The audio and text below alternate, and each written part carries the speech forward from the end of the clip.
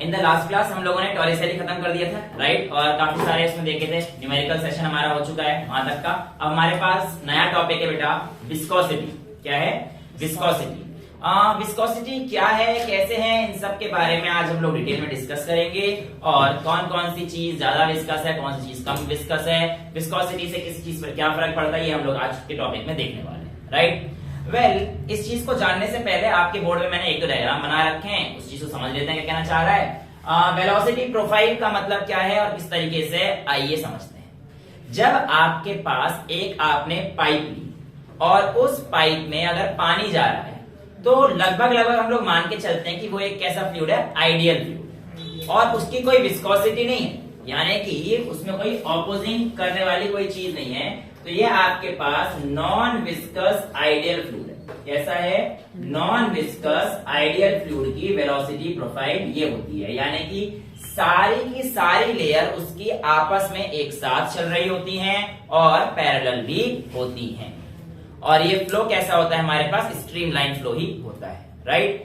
लेकिन अगर मैं आपको बोलता हूं, अगर उसी पाइप में से मैं शहद निकालूं या फिर तेल निकालूं या ग्लिसरीन निकालूं, तो शायद कुछ चीजें हो सकता है कल अलग हो जाएंगी। अलग कैसे हो जाएंगी का मतलब क्या है, देखिए ये वाला देखिए, यहाँ पर ऊपर वाली जो लेयर होती है, अगर मैं उसकी बात करूंगा तो बेटा ऊपर वाली लेयर स्टिक हो जाती है हमारे पास उसकी बाउंड्री से पाइप की, इसलिए वो धीरे धीरे चल रही होती है। और जैसे जैसे हम लोग नीचे आ रहे हैं हमारे पास वेलोसिटी क्या हो रही है, थोड़ी थोड़ी बढ़ रही है, ठीक है। देखो जैसे ऊपर जा रहे हो तो वेलोसिटी हमारे पास क्या हो रही है, बढ़ रही है। समझ में आया?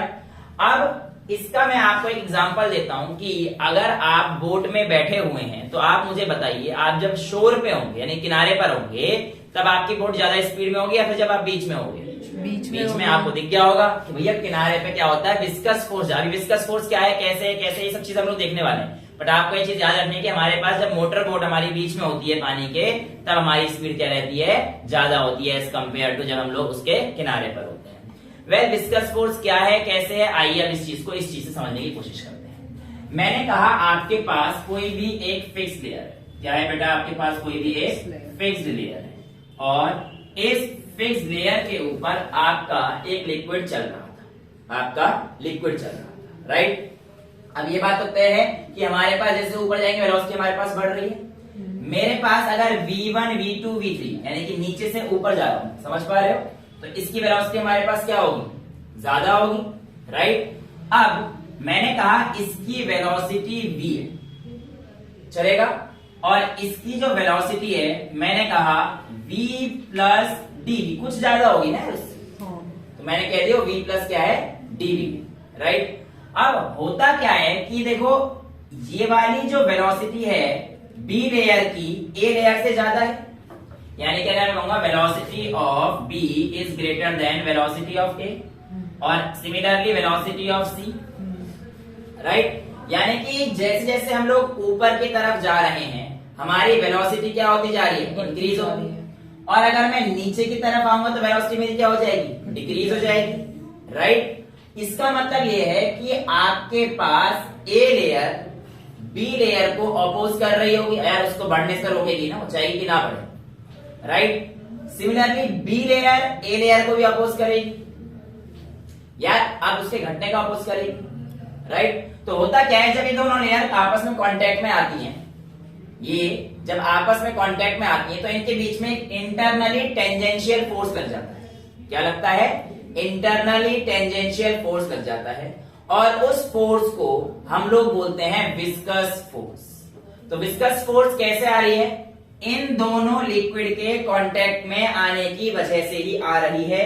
अगर इसका एग्जांपल मैं आप लोगों को दूंगा, अगर आप कहोगे कि सर पानी के अंदर कोई विस्कस फोर्स नहीं होती है, तो दोबारा से आज मैं आपको एक चीज करके दिखाता हूं, तब आप मान के चलना कि हाँ विस्कस फोर्स होती है। जैसे कि मैं अगर इसके अंदर पानी डाल दिया, ठीक है, अभी मैंने इसके अंदर पानी डाल दिया, अब आप लोगों को मैं ये पानी घोल कर दिखा देता हूं अच्छे से।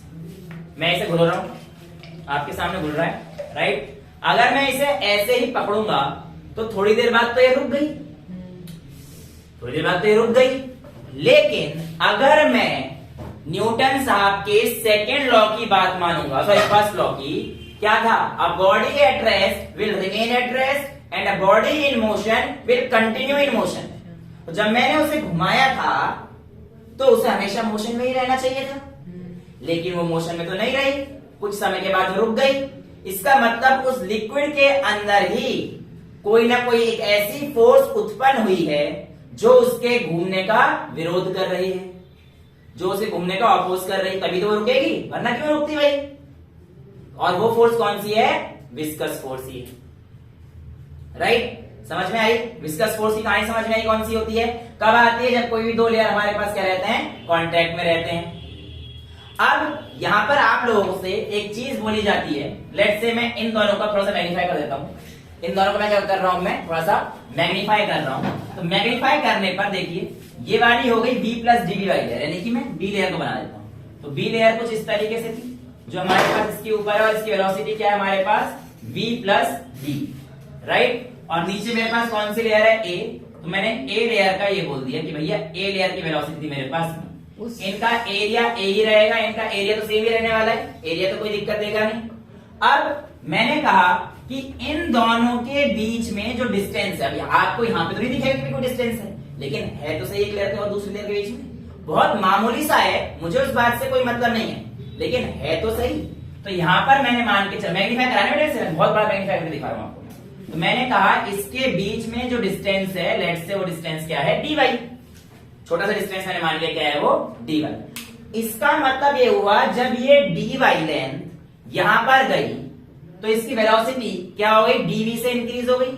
और ये जो वेलोसिटी का इंक्रीज है पर यूनिट लेंथ, इसी चीज को हम लोग क्या बोलते हैं? Velocity gradient. क्या बोलते हैं बेटा? Velocity gradient. तो what is velocity gradient? The increase in velocity per unit length is called velocity gradient. Basically velocity gradient या कोई भी वर्ड जब ग्रेडियंट आएगा तो आप याद रखना उस क्वांटिटी को हम लोग लेंथ से डिवाइड कर रहे हैं। जनरली क्या करते हैं? उस क्वांटिटी को हम लोग लेंथ से डिवाइड करते हैं। जैसे मैं बोलता हूं पोटेंशियल ग्रेडियंट, जब आप 12th क्लास में आओगे तो पोटेंशियल ग्रेडियंट इसका मतलब क्या है? Potential by length. तो यहाँ पे देखो वेलोसिटी ग्रेडियंट मतलब velocity by length, D by क्या? लेंथ तो एक टाइप से। मैं बोलूंगा भानु ग्रेडियंट मतलब भानु अपन लेंथ। तो किसी भी क्वांटिटी को अगर आप लेंथ से डिवाइड करें तो क्या हो जाएगी? उसकी ग्रेडियंट बन जाएगी। तो यहाँ पे वेलोसिटी ग्रेडियंट क्या था? ये वेलोसिटी जो इंक्रीज हुई, देखो v इंक्रीज नहीं हुआ है, v तो नॉर्मल दोनों की थी, इंक्रीज क्या हुई है? वेलोसिटी, डी भी इंक्रीज हुई है ना। तो ये increase in velocity per unit length या rate of increase in velocity per unit length is called velocity gradient. इतना समझ में आया? अब देखा गया कि इसके बीच में, अब देखो इन दोनों के बीच में क्या लेयर करी है? ये लेयर इधर जा रही है, आगे जा रही है ना। तो इनको रोकने के लिए मैंने क्या बोला था कि इन दोनों के बीच में क्या लगती है? विस्कस फोर्स लगती है, जो कि किसकी वजह से आ रही है? इन दोनों के कांटेक्ट में आने की वजह से आ रही है। ऐसे घूमोगे तुम भी हवाबाजी में बुलेट लेके थू है ना, और पढ़ने लिखना तो है नहीं, यही करना है। चलिए अब यहां पर हमारे पास फोर्स लग रही है लेकिन ऑपोजिट डायरेक्शन की। विस्कस फोर्स उसको रोक रही है ना, फ्लो को रोकेगी, इसलिए मैंने कहा कि ये ऑपोजिट डायरेक्शन। अब देखा गया कि ये जो विस्कस फोर्स थी बेटा, ये डायरेक्टली प्रोपोर्शनल थी एरिया के, मतलब जितना ज्यादा एरिया होगा उतना ही ज्यादा विस्कस फोर्स आएगी। एरिया के और वेलोसिटी ग्रेडियंट के, डीवी ओवर डी वाई के प्रोपोर्शनल थी। ठीक है? अब जब भी हम लोग यहां पर इस साइन को हटाएंगे तो हमारे पास क्या आएगा? प्रोपोर्शनलिटी कांस्टेंट, और वो प्रोपोर्शनलिटी कांस्टेंट हमारे पास आया eta, eta times A into dv over d y, where eta is the coefficient of viscosity, जिसका आप लोग रट रट कर चैप्टर 1 में डायमेंशनल फॉर्मूला निकालते थे। और मैंने मना किया था कि अभी मत रटो, बाद में आएगा आराम से निकाल लेंगे। राइट? तो इसलिए मना किया था क्योंकि अब तो रटने की जरूरत ही नहीं है। तो यहां पर आप लोगों के पास F is equal to eta A dv over d. Right? अब मैं आपसे कहता हूं कि ईटा की वैल्यू क्या होगी? तो क्या डीवी अपॉन डी वाई? अरे वो लिखा तो सही है, टीचर एक गलती कर दे पकड़ लो, बस तरह बख्श तो भैया में निकल जाती है। F अपॉन ए अपॉन में dv over d y is equal to eta लिखा जा सकता है, लिखा जा सकता है क्योंकि ए को इधर ले गया और डीवी अपॉन डी वाई पूरा नीचे आ गया। राइट? अब आप लोगों को सॉलिड चैप्टर पढ़ाया गया है, उसमें आपको बताया फोर्स पर अपॉन एरिया क्या होता है, स्ट्रेस, और स्ट्रेस कौन सा था, टेंजेंशियल स्ट्रेस, राइट। तो आप इसे कह सकते हैं, ईटा को डिफाइन करने का तरीका, it is defined as the ratio of tangential stress to that of velocity gradient. ये देखो dv अपॉन dy क्या है मेरे पास, वेलोसिटी ग्रेडियंट। तो इस तरीके से भी आप लोग ईटा को डिफाइन कर सकते हैं। अगर आपको याद हो तो ये हमने ईटा नाम की चीज पहले भी पढ़ी हुई है। कौन से टर्म में, सॉलिड वाले में। मॉडुलस ऑफ रिजिडिटी को हम लोगों ने ईटा से डिपेंड किया था, और मॉडुलस ऑफ रिजिडिटी हमारे पास आया था stress upon strain, change in length upon original length, right. याद आ रहा है। तो मॉडुलस ऑफ रिजिडिटी हमारे पास eta is equal to F by A delta x by L. क्या ये चीज सेम नहीं है? देखो इसको मैं ऐसे लिख सकता हूं, टेंजेंशियल स्ट्रेस तो सेम ही रहेगा अपॉन, अब डेल्टा एक्स मान के चल रहा है, चेंज इन लेंथ होता है, बट है तो डिस्प्लेसमेंट ही, और डिस्प्लेसमेंट अपॉन लेंथ होगा तो क्या ग्रेडियंट हो जाएगा, डिस्प्लेसमेंट ग्रेडियंट। मैंने क्या बोला, किसी भी क्वांटिटी को अगर लेंथ से डिवाइड करें तो उसका ग्रेडियंट बन जाएगा। तो यहाँ पर डेल्टा एक्स क्या बन गया आपका, डिस्प्लेसमेंट, और एल क्या हो गया, उसका ग्रेडियंट। तो ये क्या बन गया आपके पास, डिस्प्लेसमेंट ग्रेडियंट। इतनी चीज आप लोगों को समझ में आई। अब मैं आपसे कहता हूं कि यार ये जो केस है ना, ये जो केस है ये इसी का एक स्पेशल केस है, जहां पर सिर्फ डेल्टा एक्स क्या आ गया है मेरे पास, डीवी अपॉन डी बाई आ गया, बाकी सब तो सेम ही है, राइट। सर इसका मतलब विस्कस फोर्स आपकी सॉलिड में लगती है? नहीं बेटा, विस्कस फोर्स सॉलिड में नहीं लगती, सॉलिड के पार्टिकल्स के अंदर विस्कस फोर्स लगती। सर फिर रिलेशन क्या है? रिलेशन ये है कि ये जो हमारे पास कोफिशिएंट ऑफ विस्कोसिटी का ये वाला केस है, ये सिर्फ और सिर्फ इसका स्पेशल केस तब बनेगा जब आपके सॉलिड पे बहुत ज्यादा प्रेशर दिया जाएगा और सॉलिड टूट जाएगा। कि जब सॉलिड टूटेगा तब वो फ्लो होने की कोशिश करेगा, यार तुमने किसी को तोड़ दी तो वो चकनाचूर होकर नीचे गिरेगा। तो बेसिकली इसका मतलब ये भी हो सकता है कि इसके पास भी शियर स्ट्रेन है, इसके पास भी शियर स्ट्रेन है। सर अगर इसके पास शियर स्ट्रेन है तो फिर वाटर खड़ा क्यों नहीं रहता, वाटर गिर क्यों जाता है? बेटा बिल्कुल सही बात बोली आपने, वैसे आपने नहीं बोली, मैं ही बोल रहा हूं, पर ऐसा नहीं है कि इसके पास शियर स्ट्रेन नहीं है, इसके पास शियर स्ट्रेन है, बट वो बहुत ही कम समय के लिए रहता है। मतलब बना और टूट गया तुरंत, पानी का वेव आया तुरंत की तरह, तो बहुत ही कम समय के लिए बना रहता है, और जितने समय के लिए बना रहता है वो बस उसी का ही केस जब टूट जाता है, सेम बिल्कुल लगभग वही केस होता है। अब उस टाइम पे रिजिड होगा, उस टाइम पे रिजिड मतलब सॉलिड सा रिजिड ठोस होता है ना, और जब ये शियर स्ट्रेन दिखाएगा तो ये भी रिजिड हो जाएगा कुछ समय के लिए, बहुत ही छोटे टाइम के लिए, बहुत ही छोटे टाइम के लिए लिक्विड रिजिड होते हैं, और ऐसी रिजिडिटी को हम लोग फ्यूजिटिव रिजिडिटी बोलते हैं। फ्यूजिटिव मतलब ऐसी रिजिडिटी जो बहुत ही शॉर्ट टाइम के लिए, ट्रांजिएंट या फिर शॉर्ट टाइम पीरियड के लिए होती है। ट्रांजिएंट का मतलब होता है बहुत ही छोटे इंटरवल के लिए, तो बहुत ही छोटे के लिए रहती है। हालांकि ये टॉपिक तुम्हें स्कूल लेवल पे नहीं है आएगा, बस मैं आपको बता रहा हूँ कंपैरिजन करते वक्त कि ये भी हमारे पास हुआ करता है। इतनी चीज समझ में आई कि हाँ हमारे पास लिक्विड भी रिजिडिटी दिखाता है, पर वो बहुत ही कम समय के लिए, इसलिए रिजिडिटी को हम लोग क्या बोलते हैं, फ्यूजिटिव रिजिडिटी। ठीक है, अब आप लोगों के पास जिस तरीके से विस्कोसिटी है, इसी तरीके से सॉलिड के लिए क्या होता था, फ्रिक्शन हुआ करता था। विस्कोसिटी हमारे पास किसके लिए होती है, लिक्विड के लिए, और सॉलिड के लिए क्या हो जाएगा ये चीज, फ्रिक्शन। तो बेटा हमारे पास इसमें सिमिलरिटीज और डिसिमिलरिटीज दोनों ही होती हैं, यानी कि हमारे पास फ्रिक्शन और विस्कोसिटी में सिमिलरिटीज क्या है, और दूसरा क्या याद रखना है कि फ्रिक्शन और विस्कोसिटी में डिफरेंसेस क्या हैं, राइट। देखिए सिमिलरिटी तो ये है बेटा फ्रिक्शन और विस्कोसिटी में कि दोनों ही तब एक्ट करते हैं जब एक दूसरे के ऊपर बैठे होते हैं, यानी कि when the layers are in contact with each other, तभी आपके पास फ्रिक्शन लगता है और तभी आपके पास क्या लगता है, विस्कोसिटी लगती है। लेकिन डिफरेंसेस ये हैं कि जो फ्रिक्शन फोर्स है वो एरिया ऑफ कांटेक्ट पे थोड़ी डिपेंड करता है, नहीं करता। अगर फ्रिक्शन छू गया तो लग गया, लेकिन ये हमने देखा कि ये एरिया ऑफ कांटेक्ट पे डायरेक्टली डिपेंड करता है, राइट। और इसके अलावा जो हमें देखना है, जो आपका विस्कस फोर्स है, ये आप लोगों के पास नॉर्मल रिएक्शन पे डिपेंड नहीं करता है। ये डिफरेंस हो गया। दूसरा, पहला क्या कि जो फ्रिक्शनल फोर्स है वो एरिया ऑफ कांटेक्ट का इंडिपेंडेंट है, लेकिन viscous is dependent of the area of contact. दूसरा डिफरेंस क्या आ जाएगा कि जो फ्रिक्शनल फोर्स है it depends on the normal reaction, लेकिन जो आपका विस्कस फोर्स है it is independent of the normal reaction. इतनी चीज समझ में आ गई है? यहां तक तो किसी को कोई डाउट नहीं है? तो ये छोटे मोटे से टॉपिक जो आप लोगों से पूछे जाते हैं आपके स्कूल में कि हमें इसमें डिफरेंस बता दीजिए, तो ये आप लोग मेरे हिसाब से कर सकते हैं। अब हम लोग आते हैं कि हमारे पास डेफिनेशन ऑफ ईटा, ये मैंने आपको बता दिया है, इसकी डायमेंशन क्या है और इसकी यूनिट क्या है। तो बेटा डायमेंशन तो याद करने की जरूरत ही नहीं पड़ती है, देखो अपने आप निकलती है। फोर्स की हमारे पास क्या आ जाएगी, mL_T-2 अपॉन में एरिया है तो एरिया का मतलब L2, delta x third term है तो इंटू L, और ये लेंथ ऊपर पहुंच जाएगी तो L, L3 L2। तो मेरे हिसाब से और कुछ तो नहीं है बेटा, और तो कुछ नहीं आएगा ना, dv अब इसकी गलत निकाल रहा हूं, ये है बेटा dv है, यही तो कह रहा था, LT-1 आएगा, LT-1 आएगा, राइट, और ये L, ठीक है, हाँ जी, अब ठीक है। तो ये हमारे पास हो गया एरिया का, कुछ गड़बड़ हो रही है, कुछ गड़बड़ हो रही है, एक मिनट रुको बस, ईटा कहां गया, ईटा कहां गया, ये वाला है, इसको मिटा देता हूं, इधर मिटा देता हूं, इधर से करता हूं, इधर से लिखता हूं। देखिए ईटा की definition, force per unit area, force की कितनी आएगी mL_T-2, एरिया की कितनी हो जाएगी बेटा हमारे पास L2, dv की कितनी हो जाएगी L_T-1 अपॉन dy यानी कि n2 है।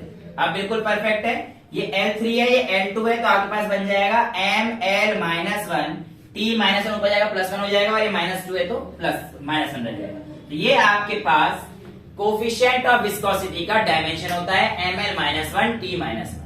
इसके बाद इसकी यूनिट की अगर हम लोग बात करते हैं बेटा, तो ईटा की जो यूनिट आती है वो आप लोगों के पास क्या क्या आती हैं, अगर मैं बात करता हूं तो देखिए वैसे तो बहुत सिंपल सी बात है, यहाँ पे हमारे पास मीटर पर सेकेंड, यहाँ पे हमारे पास मीटर पर सेकेंड और ये लेंथ है, तो मीटर पर सेकेंड का मतलब सेकेंड ऊपर पहुंच जाएगा, ठीक है। तो ये आपके पास आ जाएगा डायन सेकेंड पर सेंटीमीटर स्क्वायर, ये आएगा सीजीएस यूनिट। ये आपको बोर्ड में दिखाई नजर आ रहा है, दिक्कत तो नहीं आता? नो नहीं आ रहा नजर?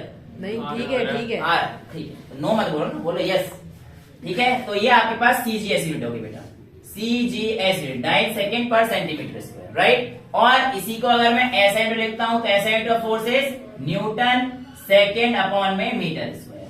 आई होप आप लोगों को समझ में आ गया होगा कैसे निकाला है। देखो फोर्स का न्यूटन, एरिया का मीटर स्क्वायर, ठीक है, dv ओवर dy में से L से तो L कट गया, भाई LT-1 T-1 ऊपर पहुंचे T+1 हो जाएगा, तो ये क्या आ जाएगा डाइन सेकेंड पर सेंटीमीटर स्क्वायर सीजीएस यूनिट में, और ये हमारे पास कितना आता है न्यूटन सेकेंड पर मीटर स्क्वायर। अब आपको पता होगा न्यूटन पर मीटर स्क्वायर हमारे पास क्या हुआ करता, प्रेशर, फोर्स अपॉन एरिया ही तो है ये। तो अगर प्रेशर को हम लोग किसमें नापते थे, पास्कल और सेकंड रहेंगे, तो बेटा इसको नापने के लिए पास्कल सेकंड भी बोल देते हैं। और आप लोगों को डायमेंशन में एक चीज कराई जाती है, यूनिट कन्वर्जन, N1U1 = N2U2 वाली कहानी, और उसके केस से हम लोग यहाँ पर अगर डायन और इसको निकालूंगा, 1 न्यूटन में 10⁵ डायन होते हैं, और मीटर का सेंटीमीटर स्क्वायर, तो मतलब 10⁵ हो जाएगा, सेकंड तो सेकंड ही रहेगा, और ये स्क्वायर में, तो 1 मीटर में हमारे पास 100 सेंटीमीटर, और स्क्वायर तो इंटू 100 कर दो,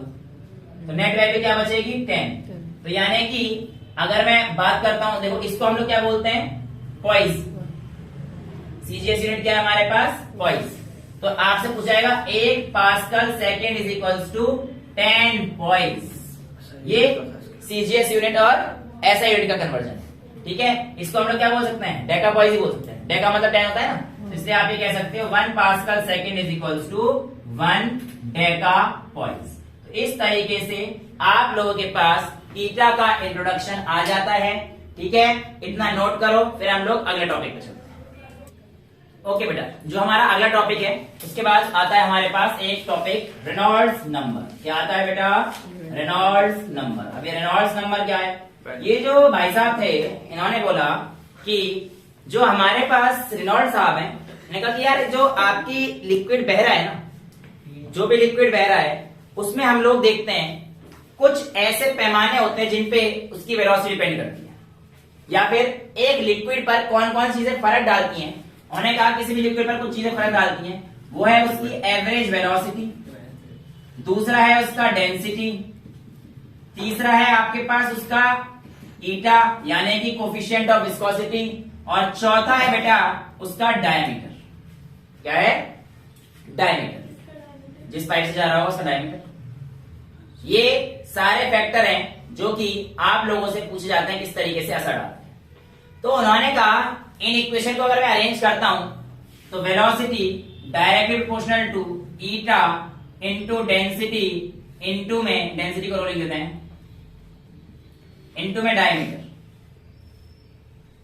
ईटा रो डी। हाँ बेटा, हाँ ये डिपेंड कर रहा है। मैंने मान लिया, एक इक्वेशन बना ली कि हमारे पास इस तरीके से ये चीज डिपेंड कर रही है, राइट। अब मैंने अपना रिलेशन निकालने की कोशिश करी कि भैया किस तरीके से कौन कौन सी चीज आती है, कैसे आती है। तो मैंने यहाँ पे क्या किया, डायमेंशन एनालिसिस किया।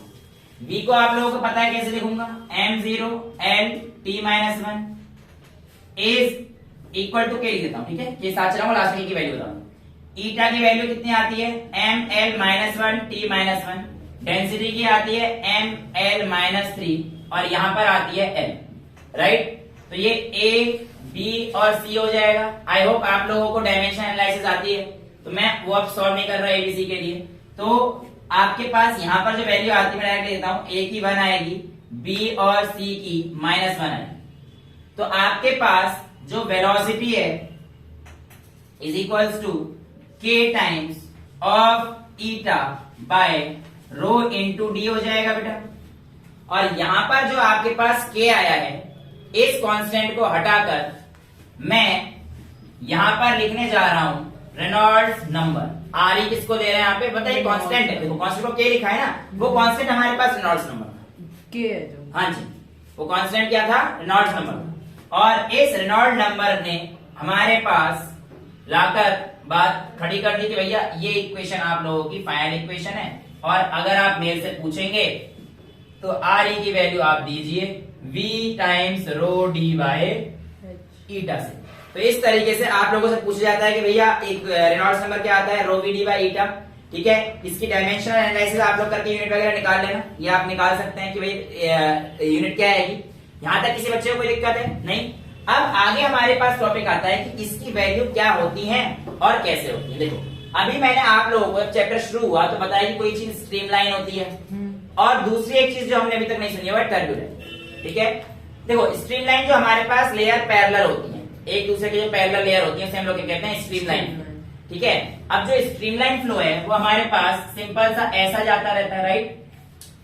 अब ये कौन डिसाइड करता है कि कोई भी फ्लो स्ट्रीमलाइन है कैसा है, तो रेनॉल्ड्स साहब ने अपने नंबर दे रखे हैं और इन नंबर को हम लोग क्या बोलते हैं, रेनॉल्ड्स नंबर। उन्होंने कहा है कि अगर आर ई की वैल्यू 2000 से कम है, 2000 से कम है, तो आप लोगों के पास वो फ्लो कैसा होगा बेटा, स्ट्रीमलाइन होगा। और अगर आपके पास आर ई की वैल्यू ज्यादा है 3000 से, तो वो फ्लो कैसा हो जाएगा, टर्बुलेंट।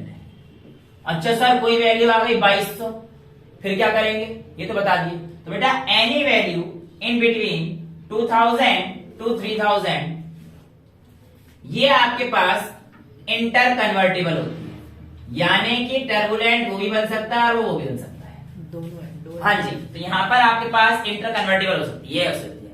अब स्ट्रीमलाइन तो समझ में आ गया। टर्बुलेंट फ्लो क्या रहता है, ऐसे गया फिर घूम के आ गया, ऐसे डायग्राम बना रखा है किताबों में। तो बहुत से मतलब अब आप ये समझो कि बहुत तेजी से पानी था पत्थर पे लग के फिर ये घूम के ऐसे जा रहा है, ऐसे जो हो रहा है, कल कल छल करते हुए पानी बहता है, वो टर्बुलेंट फ्लो का एग्जांपल। अगर पाइप से जा रहा हो तो पाइप से जा रहा है तो स्ट्रीमलाइन, क्योंकि वो बिल्कुल एक लेयर में जाता है ना। नहीं पाइप में कहां से टर्बुलेंट जाएगा, उसके साथ पाइप वैसे फिर तो हो ही जाएगा ना, वो तो अलग ही केस हो गया। पाइप के अंदर का जो है पानी वो वैसे ही रहता है, बाहर आके टर्बुलेंट। हाँ ठीक है। और बाकी ये भी विस्कोसिटी डिपेंड करेगा, अभी हम लोग आगे जो चलेंगे तो उसमें भी ये चीज देखेंगे, राइट। यहां तक किसी बच्चे को कोई प्रॉब्लम है नहीं, क्या बेटा, इंटर कन्वर्टेबल यानी कि टर्बुलेंट से स्ट्रीमलाइन भी जा सकता है वो, और स्ट्रीम किसके बीच में है ना, तो अगर कम हो गया तो यहां पहुंच जाएगा, ज्यादा है तो यहां पहुंच जाएगा। तो ऐसे केस में हमारे पास है इंटर कन्वर्टेबल, राइट। यहां तक किसी बच्चे को कोई दिक्कत नहीं है। अब हमारे पास इसके बाद एक साहब आए थे पॉइजली। कौन आए थे, Poiseuille. Where is the duster. तो पॉइजली साहब ने एक इक्वेशन दी थी, बता दो इसको, और उस इक्वेशन के हिसाब से उन्होंने कहा था अच्छा हाँ, एक चीज और जो रह गई थी वो ये हमारे पास, विस्कोसिटी का मेजर हम लोग विस्कोसिटी का इफेक्ट टेम्परेचर पर कैसे पड़ता है। देखो विस्कोसिटी का बेटा इफेक्ट टेम्परेचर पर जनरली हम लोग डायरेक्ट लिख देते हैं कि इनवर्सली प्रोपोर्शनल। जैसे कि आप शहद है, राइट, तो शहद अगर आप लोग उबालोगे या फिर टेम्परेचर बढ़ाओगे तो ऑब्वियसली बात है वो लेस विस्कस हो जाएगा, राइट, गाढ़ापन उसका कम हो जाएगा। विस्कोसिटी मतलब समझो गाढ़ा, राइट। तो ये चीज हम लोग डायरेक्टली बोलते हैं, बट एक्सपेरिमेंटली देखा गया है कि फॉर लिक्विड्स, किसके लिए, फॉर लिक्विड्स, जो आप लोगों की विस्कोसिटी है ये टेम्परेचर डिपेंडेंट होती है और इनवर्स रिलेशन रखती है विद रूट। तो eta is equal direct inverse proportional to 1/रूट। ये एक्सपेरिमेंटल ऑब्जर्वेशन था कि एक्सपेरिमेंटली इतना देखा गया। लेकिन यहां पर क्या किया गया, जब हमने यही चीज गैस के लिए देखी तो हमारा ईटा डायरेक्टली प्रोपोर्शनल था रूट टी के। तो ये चीज आप लोगों से पूछी जाती है पेपर में कि गैस के लिए कैसे होगा और इसके लिए कैसे होगा। तो आपको ये चीज समझ में आई। तो ये आपको याद रखना, ये एक्सपेरिमेंटल डेटा था, एक्सपेरिमेंटल डेटा था और उसी की वजह से हम लोग ये सब चीज कर पाते हैं, ठीक है। अब हमारे पास जो अगला टॉपिक है वो क्या है, पॉइज़िली साहब। पॉइज़िली साहब का जो हमारे पास कितना वॉल्यूम फ्लो हो रहा है विद रेस्पेक्ट टू टाइम, यानी कि rate of flow of volume, उन्होंने इसके बारे में बात करी। उन्होंने कहा मान के चलिए आपके पास कोई भी एक ट्यूब है और उसमें से पानी जा रहा है। पानी लेट्स से यहां पर आपके पास उसका प्रेशर P1 है और लेट्स से यहां पर उसका प्रेशर P2 है, राइट। अब आपको पता है जब तक प्रेशर डिफरेंस नहीं बनता है हमारे पास पानी फ्लो नहीं होता है, ये चीज तो आपको पता ही है। अब पानी का फ्लो आपको पता होना चाहिए, जो ज्यादा विस्कस होगा क्या वो ज्यादा तेजी से बहेगा, नहीं, वो तो कम तेजी से बहेगा। भाई शहद और पानी में से ज्यादा तेज कौन बहता है, पानी, क्योंकि उसकी विस्कोसिटी क्या है, कम है। तो इन्होंने ऐसे कुछ चीज लिए जिसकी वजह से जो हमारा वॉल्यूम का फ्लो है उसका रेट कैसे कैसे डिपेंड करता है ये बताया। तो देखो जितना प्रेशर डिफरेंस ज्यादा जाएगा उतना तो वॉल्यूम तेज फ्लो करेगा, ये बात तो तय है। तो उन्होंने कहा Q डायरेक्टली प्रोपोर्शनल है P1 माइनस P2 के, किससे प्रोपोर्शनल है, direct rate of flow of volume, कितनी तेजी से पानी बाहर जा रहा है उसका रेट, वॉल्यूम अपॉन टाइम बेटा, वॉल्यूम अपॉन टाइम हमारे पास Q से रिप्रेजेंट है, राइट। दूसरा इसने कहा कि Q डायरेक्टली प्रोपोर्शनल है एरिया में, लेकिन एरिया यहां पर उसने कहा यार बहुत ज्यादा भयानक है, मतलब भयानक का मतलब एरिया के साथ साथ इसका जो वेरिएशन था डी से, अगर मैं एरिया बता रहा हूं उसका, तो ये डी की पावर 4 के साथ, यानी कि पावर काफी ज्यादा थी। मतलब इतना एरिया बढ़ा दोगे, सीधी सीधी बात है, इतना एरिया आएगा, वॉल्यूम उससे ज्यादा जाएगा ना। एरिया अगर मैं एरिया को मतलब किसी भी डी से प्रेजेंट कर रहा हूं, रेडियस उसका डी मान लिया, तो हमारे पास डी की पावर 4 के साथ वेरी कर रहा है, राइट। और लेंथ जब मैंने बढ़ाई तो देखा गया कि लेंथ के तो भैया इनवर्सली प्रोपोर्शनल, सीधी सीधी बात है, लेंथ ज्यादा होगा रेजिस्टेंस उतना ज्यादा बढ़ जाता है पानी का, ठीक है। तो लेंथ ज्यादा होता है तो हमारे पास वॉल्यूम क्या होता है, कम हो जाता है। और दूसरा चौथा हमारे पास उसने बोला कि ये इनवर्स प्रोपोर्शनल है टू कोफिशिएंट ऑफ विस्कोसिटी। ये तो मैं आपको बता ही चुका हूं कि आपके पास क्या रहता है, कैसे रहता है। अब यहाँ पर इन्होंने एक चीज बोली है कि आप लोगों के पास जो वैल्यू आएंगी सब कंबाइन करके वो लिखनी थी। तो सीधी सीधी बात है, डायरेक्टली प्रोपोर्शनल ऊपर, इनवर्स नीचे, तो Q डायरेक्टली प्रोपोर्शनल हो जाएगा डेल्टा P इंटू D4 या R4, जो भी तुम्हें सहूलियत लगे, रेडियस लिखते हो तो R लिख दो, एक ही बात है, P इंटू R4 अपॉन में L टाइम्स ऑफ ईटा, चलेगा, कोई दिक्कत तो नहीं है। अब यहाँ पे आप लोग जब इसे हटाएंगे तो एक कांस्टेंट आता है, वो कांस्टेंट क्या है, पॉइज़िलीज कांस्टेंट, उसकी वैल्यू है π/8। क्या वैल्यू बेटा, π/8। तो आपके पास नेट वैल्यू कितनी आएगी, Q is equals to π/8 delta P into R4 upon में L इंटू ईटा। तो ये आपके पास पॉइज़िलीज इक्वेशन अगर पूछी जाएगी तो इस तरीके से आप लोग आराम से उसे बता सकते हैं कि पॉइज़िली साहब ने क्या कहा था। यहाँ तक किसी बच्चे कोई डाउट? हाँ पॉइज़िली की स्पेलिंग नहीं ना। अच्छा भाई, स्पेलिंग अगर गलत हो जाए तो मुझे भी नहीं पता, POIESUELLIE, पॉइज़िली साहब। मैं वीडियो एडिट कर रहा था एक दिन बैठ के, वही जो हम लोग बातचीत करके काट रहा था, तो मैंने वही बोला कि टॉरिसली साहब ने ये चीज करके बताई थी तो मेरा दोस्त कह रहा था साहब तो ऐसे बोला था शाम को 10 बजे चाय पीते हो। साहब जी आइए। तो पहले ही साहब तो इज्जत दे रहे हैं भाई, इतना बड़ा काम कर दिया है कि उनकी वजह से रोटी से रोटी चल रही है हमारी, है तो इज्जत देनी पड़ेगी ना भैया। तो पॉइजरी साहब का जो नियम था उनके हिसाब से जो क्यू की वैल्यू आई है वो हमारे पास इतनी आ गई, राइट। इतनी चीज समझ में आई। यहाँ तक किसी बच्चे को कोई दिक्कत है तो मेरे को बताइए। फिर आगे स्टोक्स साहब के पास चलते हैं। क्या? चाय पीने स्टोक्स साहब। Next sentence Stoke. Stoke Ben Stokes. Stoke से बहुत चीजें आते हैं। स्टोक्स नहीं बेटा, Stoke STOKE Ben Stokes.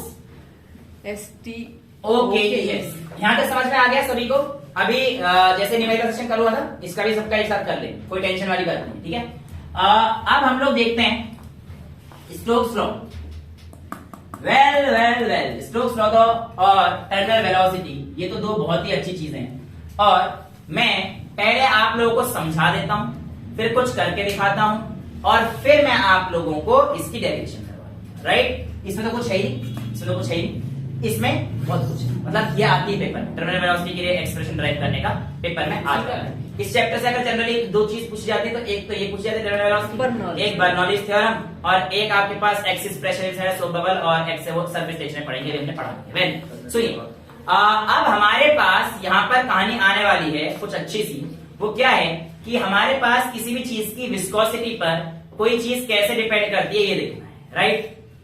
Well यहाँ पर मेरे सामने अभी पानी है, आप लोगों को साफ साफ दिखाई दे रहा है। ये क्या है, मेरे पास पानी है, और इस पानी के लिए अगर आप लोगों को दिख रहा हो तो मैंने एक बॉल रख रखी थी, बट हाँ अब ये जो बॉल है मैं इसे निकालने वाला हूं।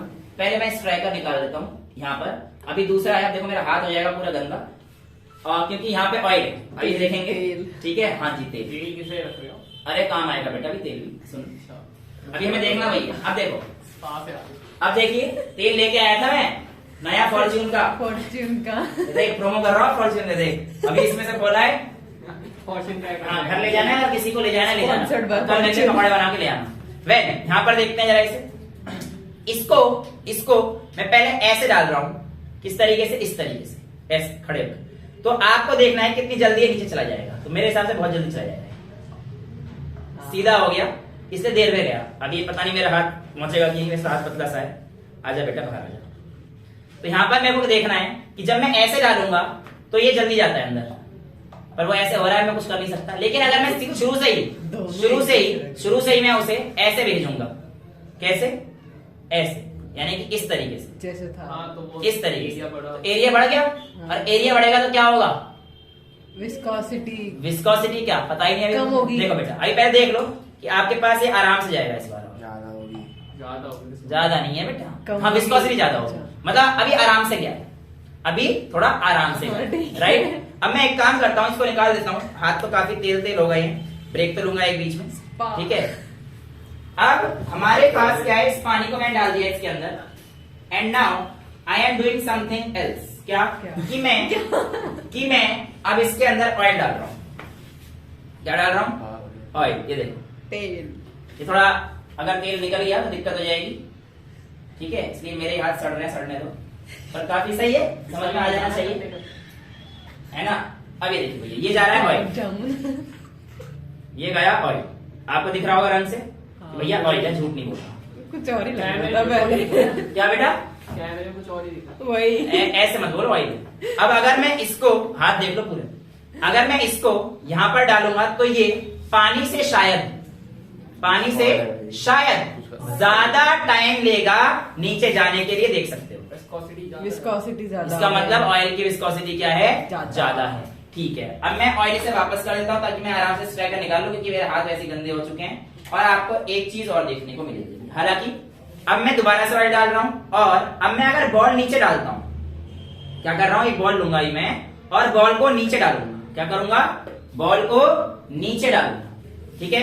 तो देखो जब बॉल नीचे जाएगी तो इस समय पर क्या बॉल की डेंसिटी और ऑयल की डेंसिटी, किसकी डेंसिटी हल्की है, बॉल की। बॉल हॉलो है, बॉल की होगी, नहीं सॉलिड है। बॉल की डेंसिटी हल्की है, बॉल की डेंसिटी हल्की है मेरी बात। यहाँ पर आप लोगों को टर्मिनल वेलोसिटी का केस समझा रहा हूं, पहले आप बस समझ लो, जब मैं डेरिवेशन करूंगा तब आपको बताऊंगा कि कहां से मैं कौन सा केस समझाना चाह रहा था। देखो ये बॉल नीचे जाएगी, लेकिन इसकी डेंसिटी हल्की होने के कारण ये बॉल ऊपर आ जाएगी। जाएगी नीचे, ऐसा नहीं कि नीचे नहीं जाएगी, पर अपने आप ही ऊपर आ जाएगी। और वो अपने आप ऊपर क्यों आएगी? एक रीजन तो ये है कि इसकी डेंसिटी क्या है, कम है, और दूसरा रीजन क्या है, इस पे विस्कस फोर्स उतना ही ज्यादा लगेगा। और विस्कस फोर्स क्या है हमारे पास? एक अपवर्ड फोर्स है, राइट। तो देखो भैया, इस बॉल को डाल रहा हूं, किसी को ये बात ले जाना, घर ले जाना, मैंने पूरा हाथ डाल के अंदर सब कुछ कर रखा है, ठीक है। चलिए इसे डाल रहा हूं, देखो वापस आएगी, ये वापस आई ना, गई है नीचे, नीचे बड़े प्यार से गई है, वो गई है। और जाने के बाद जब उसे देखा, अब कुछ नहीं, अब वहां पे पहुंचने के बाद विस्कस फोर्स इतनी ज्यादा हो गई कि विस्कस फोर्स ने उसे ऊपर कर दिया, और अब ये नीचे नहीं जाएगी, क्योंकि विस्कस फोर्स इसे अब क्या कर रही है, इक्विलिब्रियम में आ गया है। किसमें आ गया ये? अब इक्विलिब्रियम में आ गया। इतना समझ में आ गया? तो भैया इतना समझ में आ गया तो मैं जरा हाथ धोकर बोर्ड पे लिखने लायक लेके आता हूँ, ठीक है। बड़ा तेल तो हट नहीं पाया हाथ बहुत ज्यादा, और बोर्ड चिकना हो जाएगा, इसलिए आई एम यूजिंग ग्लव्स, ठीक है। चलिए अब देखते हैं, हमारे पास स्टोक्स साहब ने कहा कि ये जो फोर्स है ना, ये फोर्स कैसी है? एक विस्कस फोर्स, ड्रैग फोर्स है। कैसी फोर्स है? Drag force. और ये ड्रैग हर जगह लगता है। क्या बोला? ये ड्रैग आपका हर जगह लगता है। अगर ये ड्रैग हर जगह लगता है तो इस फोर्स की जो वैल्यू, हर जगह का मतलब है जहां पे लिक्विड है, जहां पे गैस है, यहाँ पे फ्लूइड्स है ना, हर जगह लगता है। अभी हम आपको एग्जांपल दे देंगे कि कहां कहां पे आप लोग इसको प्रैक्टिकली देख सकते हैं कि लगता है, और जगह भी लगता है, राइट। तो इसने कहा कि फोर्स डायरेक्टली प्रोपोर्शनल था किस चीज, देखो विस्कस फोर्स उसके ऊपर फोर्स डाला, किस किस चीज के ऊपर डिपेंड करता था? देखो लिक्विड के केस में अलग था, ऑयल के केस में, और दूसरे केस में अलग था, किसके? पानी के केस में। तो F पहला था कोफिशिएंट ऑफ विस्कोसिटी पे डिपेंड करता है, यानी कि ईटा पे डिपेंड करता है। दूसरा जो आपके पास बॉडी का रेडियस है उस पर डिपेंड। देखो बॉल जल्दी गई थी क्योंकि इसका रेडियस कम था, जब स्ट्राइकर को ऐसे डाल दो उसका रेडियस ज्यादा हो गया, राइट, यानी कि R पे डिपेंड करता है, ठीक है। और दूसरा किस पे डिपेंड करता है? वेलोसिटी पे। भाई जितनी तेजी से फेंकोगे उतना विस्कस फोर्स में दिक्कत आएगी, विस्कस फोर्स तो ज्यादा लगेगा उस पे, राइट। अब उन्होंने ये चीज बोली, और अगर मैं इस कांस्टेंट को वही डायमेंशनल एनालिसिस सॉल्व करता था, MLT माइनस 2 सॉल्व करूंगा, तो ईटा ए यहां पे लिखा, ईटा ए आर बी और BC, राइट, ये चीज आई। तो अगर हम लोग करते हैं तो उन्होंने बोला कि भैया जी इसको अगर आप सॉल्व करोगे तो आपके पास ABC की वैल्यू बन आ जाएगी, और आपके पास F is equals to ABC की अगर मान आ गई तो ईटा आर बी आ जाएगा, और कांस्टेंट हटा देंगे K, तो हमारे पास 6 पाई। तो ये हमारे पास स्टोक्स साहब का नियम है। उन्होंने कहा कि अगर कोई बॉल, कोई भी सॉलिड, सर्कुलर, स्फेरिकल, जनरली उन्होंने स्फेरिकल दिया था बेटा, 6 पाई कांस्टेंट है ना, जो प्रोपोर्शनलिटी साइन को हटा के आया, तो F is equal 6 pi eta r v. जब भी प्रोपोर्शनल साइन आएगा क्या आएगा? K की जगह मैंने 6 पाई लिख दिया इस बार, तो ये उनका कांस्टेंट था। हर किसी साइंटिस्ट का कांस्टेंट जो हर जगह पे वैलिड रहता है। तो उन्होंने कहा कि अगर आप लोगों के पास ये सारी चीजें ऐसे रहेंगी तो क्या क्या अंतर आएगा, इस चीज को जानने का टर्मिनल वेलोसिटी नाम का चीज सुनना। क्या सुनना? टर्मिनल वेलोसिटी के नाम की चीज सुनना। और ये टर्मिनल वेलोसिटी कैसे निकालेंगे इसको जानने के लिए जो मैंने अभी आप लोगों के सामने ऑयल वाला एक्सपेरिमेंट किया था, जिसमें ऑयल मैंने वो डाली थी, उसको समझने की कोशिश करते हैं। देखो, जब मैं आप लोगों के सामने एक बीकर ले रहा हूं और ये बीकर हमारे पास किसी एक ऐसी डेंसिटी से भरा हुआ है जिसकी डेंसिटी मेरे पास लिक्विड की डेंसिटी में सिग्मा दी, राइट। और ये जो सिग्मा है ये हमारे पास अगर बॉल डालते हैं, जिस बॉल की डेंसिटी लेट से रो ले ली, डेंसिटी ऑफ बॉल मैंने क्या ले ली? रो। समझ में आ रहा है? तो होता क्या है कि आपके पास ये बॉल नीचे आ रही होगी और बॉल नीचे आ रही होगी, तो होता क्या है बेटा, उसका एक्सेलरेशन घट जाता है। क्या हो जाता है? एक्सेलरेशन घट जाता है। कैसे पता? देखो, क्योंकि विस्कस एक फोर्स उसे अपोज भी तो कर रही है, तो उसका एक्सेलरेशन क्या हो जाएगा? घट जाएगा। देखो एक्सेलरेशन घट जाएगा, वेलोसिटी घटी, ध्यान रखना इस चीज को। कहीं कह दोगे सर वेलोसिटी भी घट रही है, एक्सेलरेशन, ऐसे नहीं बोलते हम लोग, सिर्फ एक्सेलरेशन की टर्म से बात करेंगे। और जब भी कोई बॉडी नीचे जा रही है वाटर में, आ रही है तो उसकी एक्सेलरेशन क्या हो रही है, कम हो रही है। तो देखो घटते घटते घटते घटते घटते एक पॉइंट तो ऐसा आएगा यहाँ पे एक्सेलरेशन 0 हो जाएगा। घटते घटते घटते एक पॉइंट ऐसा आएगा जहां पे आपका एक्सेलरेशन क्या हो जाएगा, 0 हो जाएगा। और जब एक्सेलरेशन 0 हो जाएगा तो उस समय पर आपकी वेलोसिटी क्या हो जाएगी भाई, a इज इक्वल टू 0 तो v is equal to constant. जब v कांस्टेंट होता है तो dv अपॉन dt 0 आता है ना। तो इसका मतलब अगर a 0 हो गया तो v क्या होता है, कांस्टेंट। और ये जो वेलोसिटी है जो बॉल एक्वायर करती है, यानी कि जैसे बॉल आ रही है पहले तो क्या हो जाएगी, नीचे जाए, वेलोसिटी इंक्रीज होती है उसकी, नीचे जाए, पहले नीचे आता है वेलोसिटी, एक्सेलरेशन डिक्रीज हो रहा है, वेलोसिटी इंक्रीज होती है, ध्यान रखना प्लीज। एक्सेलरेशन घट रहा है लेकिन वेलोसिटी क्या होती जा रही है, इंक्रीज। लेकिन जब एक ऐसा पॉइंट आएगा कि ए आपके पास क्या हो जाएगा, 0, तो वेलोसिटी क्या हो गई, कांस्टेंट। क्या बेटा, नहीं हाँ, ऊपर वाला कैसे अलग करेंगे, तो अब हमारे पास वहां पे क्या हो गई, वेलोसिटी क्या हो गई उसकी, कांस्टेंट। और अगर वेलोसिटी कांस्टेंट है तो इसका मतलब वो जो पॉइंट होता है उसी को हम लोग टर्मिनल वेलोसिटी बोलते हैं। जहां पे वेलोसिटी किसी बॉडी की डालने के कांस्टेंट हो जाए उसको हम लोग क्या बोलते हैं, उसकी टर्मिनल वेलोसिटी। राइट, समझ में आता है, यहां से तो किसी को कोई दिक्कत नहीं है। अब यहां पर देखा गया कि जब हमने इसको डाला तो इस पे नीचे का फोर्स लग रहा है वो कौन सा लग रहा है, mg, जो उसकी वेट की वजह से था, जो उसके वेट की वजह से था। राइट, और इस पे जो जितना ये वॉल्यूम डिस्प्लेस करेगा ऊपर भी एक फोर्स लगेगा, बायोंड फोर्स, जो किसके इक्वल होगा, अपथ्रस्ट के। और अपथ्रस्ट कैसे निकालते हैं, वी रो जी भाई, वी सिग्मा जी, सॉरी, क्योंकि अपथ्रस्ट तो लिक्विड लगाएगा ना बेटा। तो मैं आपसे कह सकता हूं कि आपके पास जब ये नीचे जा रहा था तो ये mg था वेट से, लेकिन इसको अपथ्रस्ट ने कुछ माइनस कर दिया तो हमारे पास क्या आएगा, एपरेंट वेट। ये केस हम लोग आर्किमिडीज में कर चुके हैं। तो मैंने कहा एपरेंट वेट लेट से m डैश g आ गया, तो m डैश g बराबर हो जाएगा mg माइनस अपथ्रस्ट। तो जो आपका एपरेंट वेट है, m dash g apparent wait कुछ भी लिख सकते हो, ये कितना आ जाएगा, m को मैं कहता मास को, volume into density of ball.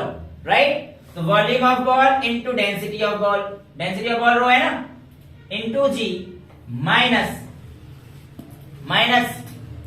u कितना आ जाएगा, volume into sigma into g, mg g से g कट जाएगा तो आपके पास m dash is equals to कितना आ जाएगा, v rho minus v sigma, v common आ जाएगा, रो माइनस सिग्मा, ये आ जाएगा बेटा। यहां तक किसी कोई डाउट है? अब स्फीयर बॉल लिया था हमने तो उसका वॉल्यूम कितना होता है, 4/3 pi R cube, 4/3 pi times of R cube हो जाएगा। और आपने देखा कि जब नीचे जा रही है तो मुझे बस एक चीज बताओ कि बॉल ऊपर क्यों पुश कर रही है, तो आप कहेंगे सर विस्कस फोर्स, जैसे जैसे वेलोसिटी बढ़ती है विस्कस फोर्स ही बढ़ती है और इसी वजह से बॉल बनाती है ऊपर। आपने देखा था जब मैंने नीचे डाली तो विस्कोसिटी बढ़ी, बढ़ते बढ़ते एक पॉइंट पे कहां पे आ गई, फिर ऊपर आ गई। राइट, और ये ऊपर क्यों है अभी आपको समझ में आएगा यहां से। अब देखो ये केस हो गया आपके पास एपरेंट वेट, और जब ये इक्विलिब्रियम में आ जाएगा यानी कि बॉल अब कहां पे आ गई है, ऊपर आ गई। और इक्विलिब्रियम में जो आपके पास फोर्स है, विस्कस फोर्स, ये बराबर हो जाएगा आपके एपरेंट वेट के। यही तो बोला था मैंने भाई, वो बॉल आपके पास ऊपर आ रही है क्योंकि उसका एपरेंट वेट लग रहा है उस पे, तो एपरेंट वेट किसके इक्वल हो जाएगा इस समय, विस्कस फोर्स के। और जब ये एपरेंट फोर्स इसके यहां पे कर रहा हूं बेटा, तो आप कह सकते हो देखो विस्कस फोर्स क्या था, 6 pi eta R V is equals to F dash कितना आया था बेटा, 4/3 pi R cube rho minus sigma. एक आर से एक आर गया तो यहां पे बचेगा स्क्वायर, इसे नीचे ले जाओ, हमें v चाहिए। और ये v कौन सी हो जाएगी, अब टर्मिनल, पाई से पाई उड़ेगा बेटा, सब उड़ेगा। ये v कौन सी हो जाएगी, टर्मिनल वेलोसिटी, क्योंकि जब हमारे पास तभी तो वो वहां बताया ना कि v कांस्टेंट हो गया है। राइट, तो आप लिख सकते हो कि vt is equals to 6 3 18 4/18 into यहां पे क्या बचेगा आर स्क्वायर और अपॉन में ईटा और ब्रैकेट रो माइनस सिग्मा, इसको कितना लिख सकते हैं 2/9। तो आपके पास टर्मिनल वेलोसिटी की वैल्यू कितनी आ जाएगी, 2/9 times r square by eta into rho minus sigma into rho minus sigma. यानी कि जब आप कोई चीज डालते हो तो उसकी टर्मिनल वेलोसिटी इस तरीके से आती है। अब मैं कहता हूं आपसे, ध्यान सुनिएगा, सिग्मा क्या है? सिग्मा क्या है? Density of object. जब डेंसिटी ऑफ ऑब्जेक्ट कम हो जाएगा, लिक्विड का है बेटा सिग्मा डेंसिटी ऑफ ऑब्जेक्ट है, वहां पर चेक करिए। सिग्मा मैंने आपको लिक्विड की बता रखी है, ये देखो सिग्मा बॉल की है और सिग्मा इसकी है और रो इसकी है। अच्छा मैंने बोल कर दिया होगा, ठीक है सर। सिग्मा हमारे पास क्या है? लिक्विड का है और रो किसका है? ऑब्जेक्ट का है। अब मैंने कहा कि अगर मेरा रो कम हो जाता है as compared to that of liquid, यानी कि जब केस बनेगा जब आपके पास रो कम है सिग्मा से, रो कम है सिग्मा से, राइट? जब रो कम होगा सिग्मा से तो ये वाली वैल्यू क्या आ जाएगी? नेगेटिव आ जाएगी। नेगेटिव वैल्यू वीटी नेगेटिव का मतलब होता है कि आप डाल तो ऐसे रहे थे, नीचे जानी चाहिए थी लेकिन नीचे नहीं गई। क्या हुआ? यही रीजन होता है कि आपके पास, क्योंकि उसकी डेंसिटी हमारे बॉल की कम थी, वो ऊपर आ गई। एक और एग्जांपल दूं, आपके एयर बबल पानी में ऊपर आते हैं हमेशा, क्योंकि लिक्विड की डेंसिटी ज्यादा होती है एज कंपेयर टू एयर, इसलिए एयर क्या आता है? ऊपर आता है। क्यों? क्योंकि उसकी टर्मिनल वेलोसिटी हमारे पास यहाँ पे क्या आती है? नेगेटिव आ जाती है। ठीक है। अब टर्मिनल वेलोसिटी के जो एग्जाम्पल हैं ये इतने बढ़िया हैं, ये इतने बढ़िया है कि हमें खुश कर देंगे। जैसे मैंने बताया कि जब ये नीचे जा रही थी तो इस पे एक विस्कस फोर्स ऊपर की तरफ लग रही थी, राइट? विस्कस फोर्स कब लगती है? जब कोई बॉडी कांटेक्ट में आती है, कांटेक्ट में आती है। अब जो आपके रेन ड्रॉप्स हैं, जो आपके रेन ड्रॉप्स हैं, अब आप मान के चलो बादल तो बहुत ऊपर है, बादल तो बहुत ऊपर है कि नहीं? अगर इतनी ऊपर की हाइट से बेटा, इतने ऊपर की हाइट से अगर तुम्हारे पास जो पानी की ड्रॉप्स है वो तेजी से सिर पे पड़े ना, तुम पागल हो जाओ, मर जाएंगे हम। बहुत गोली की तरह आएंगे वो। फिर चेक कर लो हाइट कितनी मान के चल रहे हो? 2 किलोमीटर तो मान लो कम से कम, 2 किलोमीटर तो मान लो।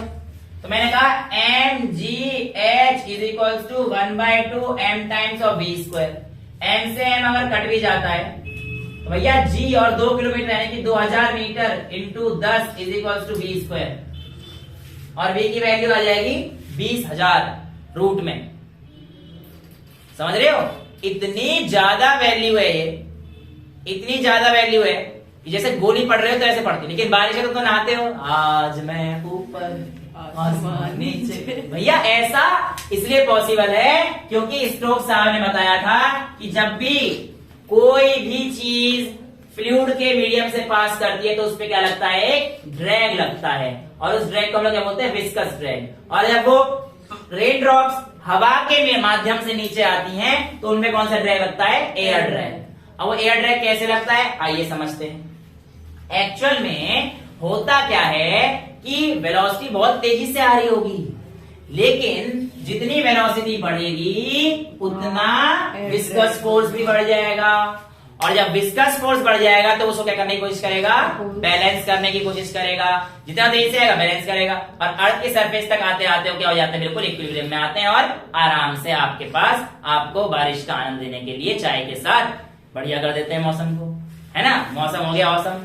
अब इसके अलावा अगर आप लोग ऊपर देखोगे ना बेटा पानी को, तो इतने छोटे फाइन ड्रॉपलेट्स रहते हैं ये वाटर कि वहीं पे ऐसा होता है कि स्मॉल क्लाउड्स आपस में ऐसे गैदर होते हैं। रेन ड्रॉप बहुत छोटे होते हैं ऊपर की तरफ, लेकिन उनका कंडेंस होके तब वो जाके कहीं नीचे आते हैं। वो फेनोमेना बड़ी क्लास में पढ़ लेना, अभी इतना काम है। बस ये तो आपको एक चीज बताइए। इसके अलावा दूसरा मैं आपको बताऊं,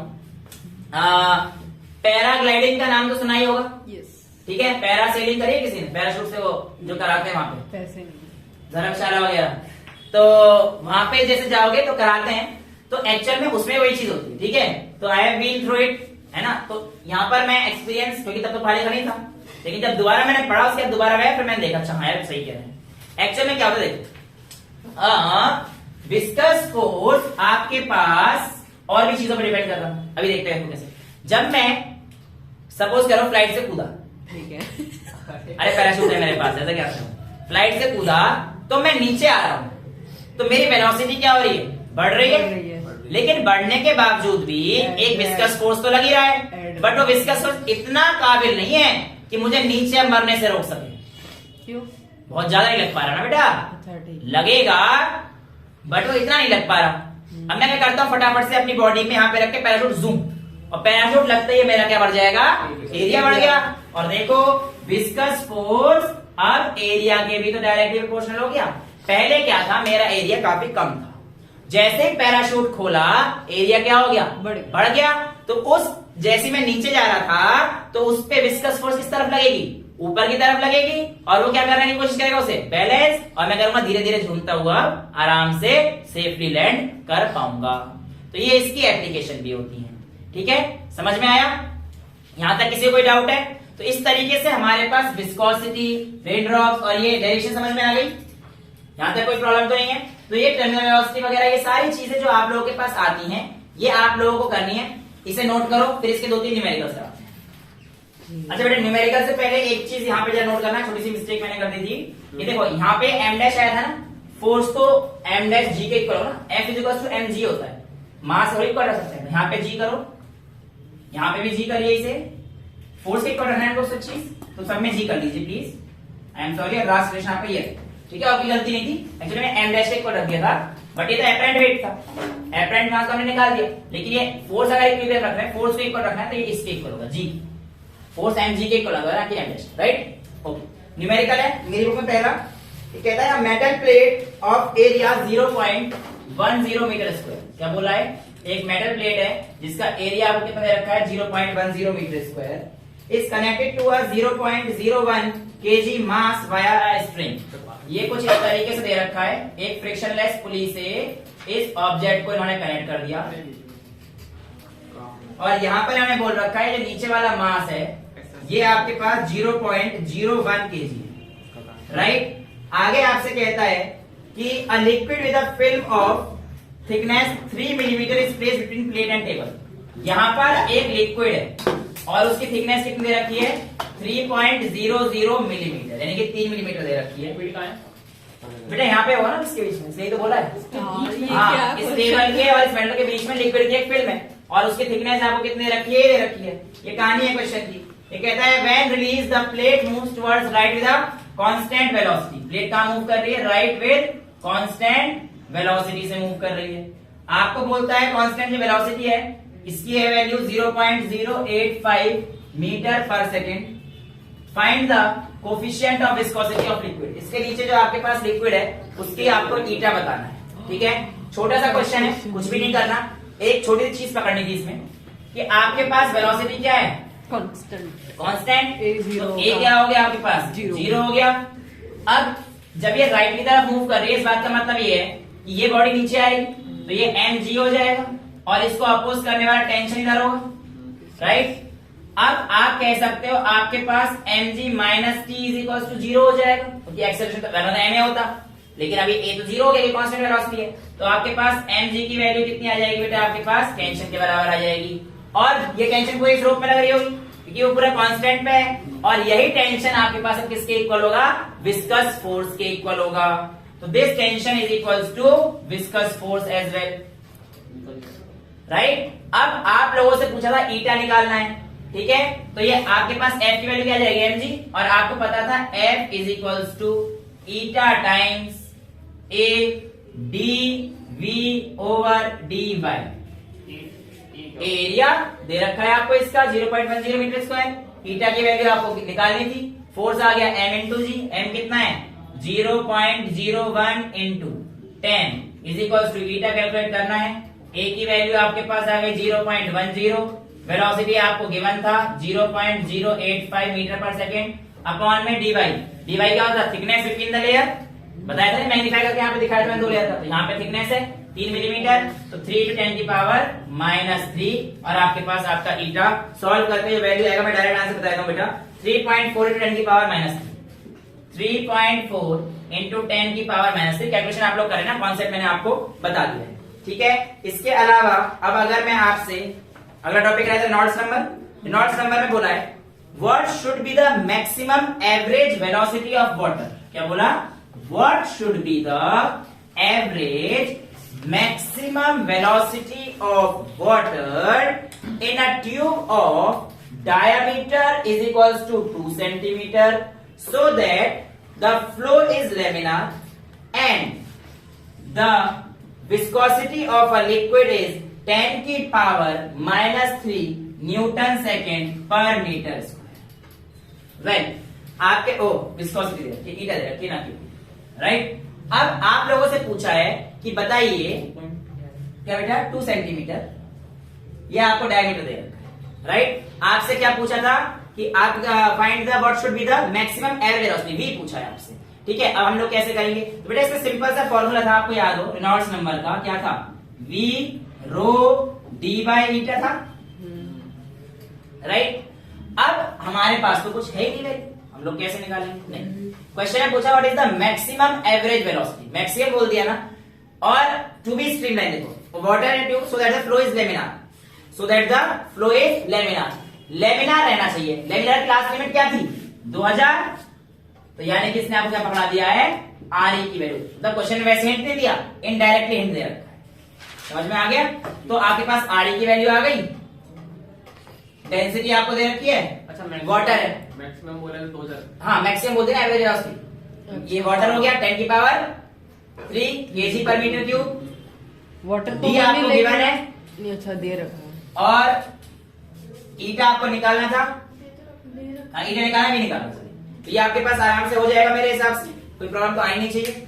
सीधा सीधा आंसर है, इसको आप करेंगे 0.1 मीटर पर सेकंड में, आपके पास आपका छोटा सा आंसर आ रहा है। अच्छा हाँ, एक चीज और है, जो ग्राफ रह गया है वो छोटा सा ग्राफ ही रह गया, देखो चलो बेटा मेरी बात एक बार ध्यान से, आपसे पूछा जाता है कि जो आप लोगों की वेलोसिटी और टाइम का ग्राफ बनाइए जब आपने टर्मिनल वेलोसिटी देखी थी तब। तो देखो जब हम लोग बॉल को खींचते तो वेलोसिटी क्या होती है, एक साथ इंक्रीज, वेलोसिटी इंक्रीज होती है, पहले धीरे धीरे क्या होना शुरू होता है, कांस्टेंट हो जाती है, कांस्टेंट हुई ना वेलोसिटी, तो उसका जो ग्राफ बनेगा v वर्सेस टाइम का विस्कस फ्लूइड में, वो पहले क्या होगा, इंक्रीज इंक्रीज इंक्रीज और फिर कांस्टेंट, यानी कि यहाँ पे क्या आ गई आपकी वाली वैल्यू, टर्मिनल वेलोसिटी, ठीक है। तो ये चीज आप लोगों से पूछी जाती है, वीटी का ग्राफ इसका कैसा बनेगा, तो ये भी एक 4 मार्क का ही बन सकता है कॉम्पिटिशन वालों के लिए। तो वैसे ग्राफ कैसा बनेगा, 4 ग्राफ दे दिए उन्होंने, बना दिए कि भैया विस्कोसिटी बच्चे लेंगे सर ऐसा ही बन सकता है, और ऐसा ही बना देंगे, उनकी मर्जी है, 4 ग्राफ तो कैसे बना सकते हैं, बट हमें पता होना चाहिए कॉन्सेप्ट क्या है, राइट। यहां तक किसी को कोई दिक्कत नहीं। अगला क्वेश्चन है, a powder comprising particles of various size is stirred up in a vessel filled up to a height of 10 metre. यानी कि एक पाउडर था, कुछ नहीं, एक पाउडर था, उसको किसी एक बर्तन में डाल दिया और उसकी हाइट आपको कितनी दे रखी है, उसकी 10 मीटर की हाइट दे रखी है, इसमें आपका पाउडर बन गया, ठीक है। आगे क्या कहता है, assuming the particle to be spherical, find the size of largest particle, यानी कि आपको क्या निकालना है, बेसिकली r निकालना है, साइज का मतलब बेसिकली आपको r निकालना है। तो find the size of largest particle that would be fitted into this, that will remain into this after 1 hour, after 1 hour। और आपको क्या प्रोवाइड दे रखा है, डेंसिटी ऑफ पाउडर आपको दे रखा है, डेंसिटी ऑफ पाउडर आपको दे रखा है 4, और दूसरा देखा viscosity of water, viscosity of water कितना दे रखा है आपको 0.1 पॉइंट्स, ठीक है। ये आप लोगों ने छोटा सा क्वेश्चन पूछा था, और पूछा था कि कितना जो है आपके पास, कुछ नहीं करना है, टर्मिनल वेलोसिटी कॉन्सेप्ट बन गया। टर्मिनल वेलोसिटी में हमारे पास क्या वैल्यू आई थी, vt is equals to 2/9 r square rho minus sigma into g by eta, right. अब देखो एक्चुअल में हमारे को vt दे ही रखी, राइट, लेकिन इसने बोला है कि इस पाउडर का सबसे बड़ा साइज क्या होगा अगर वो इतनी डेप्थ पर इतनी देर बाद सस्पेंड होता है। सस्पेंशन में कब आता है, 1 घंटे बाद। तो बेसिकली यहां से डाला होगा तो 1 घंटे सस्पेंशन में आया, सस्पेंशन मतलब रुक गया, रुकने का मतलब क्या है, कांस्टेंट, सस्पेंशन का मतलब है स्टेबल इसमें आ गया, और इसका मतलब वो उसकी टर्मिनल वेलोसिटी है। तो टर्मिनल वेलोसिटी के लिए v इज इक्वल्स टू आपको पता होना चाहिए डिस्टेंस अपॉन टाइम होता है। डिस्टेंस कितना ट्रेवल किया, 10 मीटर, और टाइम कितना लिया इसने 3600 सेकंड, 1 घंटे का मतलब ये तो हो गया, समझ में आ गया। तो ये vt ऐसे निकालोगे बस आप, बाकी सारे आपको r स्क्वायर कैलकुलेट करनी थी, मतलब r स्क्वायर कैलकुलेट करनी थी। रो की वैल्यू आपको दे रखी है, बिल्कुल दे रखी है डेंसिटी ऑफ पाउडर, और सिग्मा क्या है, वाटर, इसमें बताया ना कि वाटर में डाला है, तो वाटर आ गया आपके पास सिग्मा, जी की वैल्यू आपके पास क्या है और ईटा की वैल्यू आपके पास है ही। समझ में आ गया?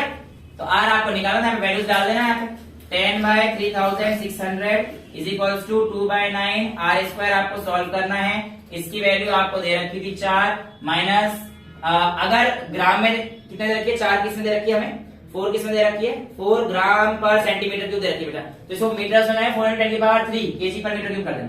4 इंटू क्योंकि हम लोग वाटर की बात ले लेंगे साइज ऐसे ही माइनस 9×10⁻³ ठीक है। और ईटा आपको गिवन था 0.1 इंटू आर स्क्वायर। इसको आप अगर सॉल्व करेंगे तो आपके पास आर की वैल्यू आ जाएगी। अब तो कोई बचा ही नहीं कुछ, बस आर बच रहा है, तो मैं डायरेक्टली देता हूं बेटा। आर की वैल्यू है 2.0 × 10⁻⁻6 2.0 इंटू 10⁻⁻6।